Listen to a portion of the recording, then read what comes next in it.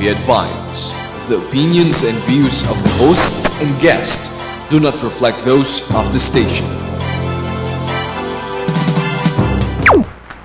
It's another beautiful Friday morning. Good morning, everyone. We hope you are doing okay. This is your business evangelist and host, Lloyd Luna. And guess what? You're watching the Business Portal, your gateway to business trends and opportunities.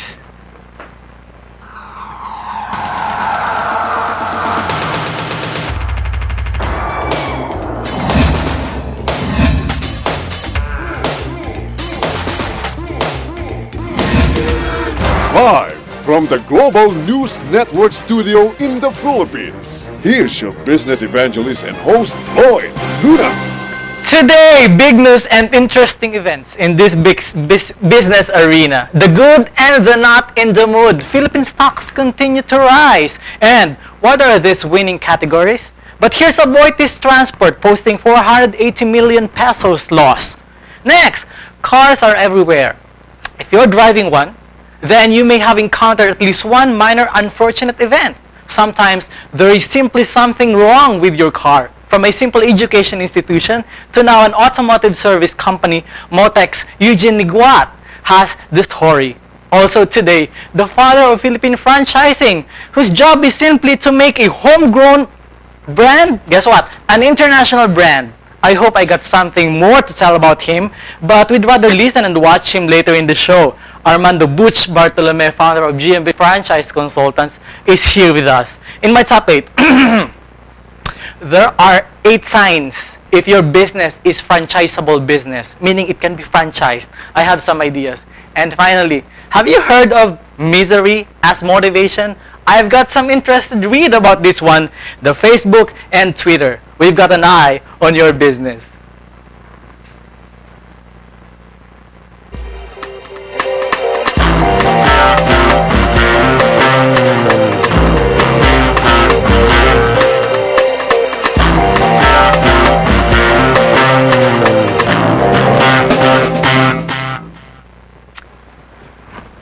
Alright everyone, let's start the show with the good news. On Wednesday this week, here's what happened.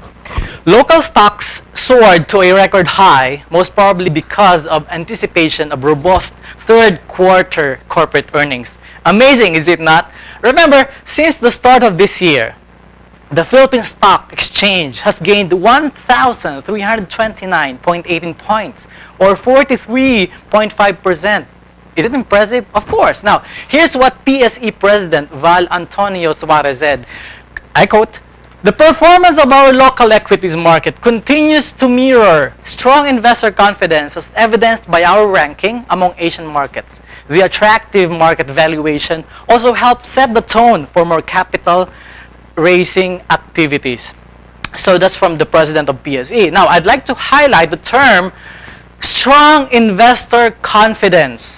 PSE president believes that investors rely heavily on investors' confidence, which, for me, makes a lot of sense. Now, that means that we should and keep this face should we want to have a really merry Christmas. How is that? In an inquiry report, investors snapped up shares of Metro Bank, Banco de Oro, EDC, Universal Robina, PLDT, DMCI Holdings, Ayala Land, Robinsons Land, Vista Land, SM Investments, Ayala Corporation, Security Bank, SM Prime Holdings, Aboitiz Power, and Semirara Mining. Now, this one is the not in the mood. Listed shipping firm Aboitiz Transport Service Corp, ATS, widened its losses to close to 500 million pesos in the first 9 months of the year, according to an Inquirer business report. Now, the bigger question, aside from how much did they lose, is what caused the loss, right? Well, I think it's easy to trace, and I do know that Aboitiz Transport can actually come up with some sort of explanation to calm down their stockholders. So first, let's talk about how much. Well, it has reached 480.8 million pesos, which is a bit higher than their reported loss of 152.5 million pesos in the first half of the year. But beyond these figures, what do we know about the cost?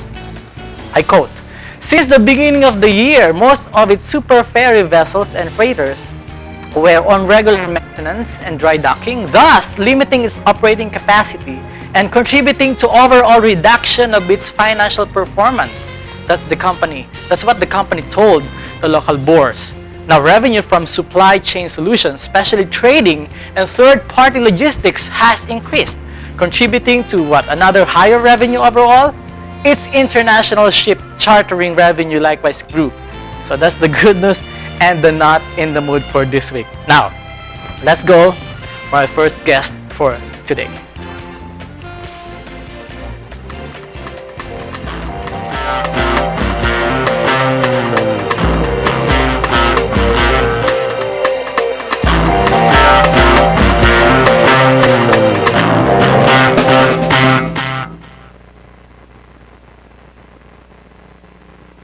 What do we know about franchising? What do we know about business expansion? Well, if we have not experienced any of these things before, we probably don't have any idea, right?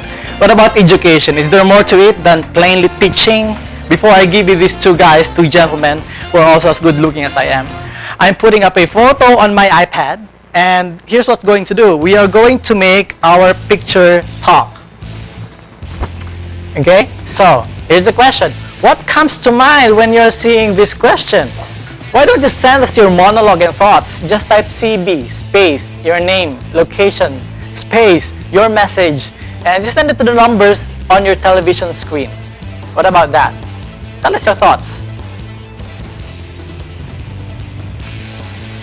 Alright, now, I'd like to admit that this is the first time that I am meeting this guy, so just like you, it's my first time also to chat with him, or in other words, I haven't heard anything from him yet. That means this isn't only a live interview, but a pre-interview in itself. So from business of teaching to now a business of expanding an automotive service brand, ladies and gentlemen, Eugene Naguiat, President of Motech. Hi sir, good morning. Welcome to the show. How have you been? How have you been? Good. Very busy. Automotive services are finally picking up. After the Ondoy, a lot of the cars were Right. had to be fixed, but slowly they're coming back. I see. How's the family life? It's good. I have a 1-year-old who just turned 1 last October 31st. Oh yeah? Very proud of that. Oh my goodness. And Very cute girl. Cute girl. Tingin nyo kanino naman nagmana to? Sana sa asawa. Sana sa asawa. Your wife is watching right now. Yes. Okay, good. Now we have one viewer at least. We confirm that there is one person viewing this television show. But yeah, let's talk about your business history. I mean, it started from what? Basically, Motech Automotive Education Center Inc. By nature, it's a school for mechanics. So it started as a school. Yes, that's right. We started out as a school. We teach young boys to become mechanics later on in the future. So this school, we give it out for free. How can you do that? I mean, you're giving it for free? It's kind of our social entrepreneurship part. Okay. So what we do, So where's the money coming from for that? We fuse the school with the automotive repair shop, and that's where we make the money. I see. So, but what the school does is we always, every year we get about 40 students. So it brings us a fresh batch of mechanics every year. So Right. the top 2 mechanics we usually employ. Right. And the rest of the mechanics, they get employed in Hondas, Toyota, Jaguar, Right. the other casas, and some of them abroad. The biggest of whom is in the US. He's the supervisor for BMW. Right. But before you actually become that person that you are right now, Yes. I would like to understand where you're really coming from, and that means that I would like you to tell us about more of your elementary or high school or college life. Okay. What type of student were you when you were in college?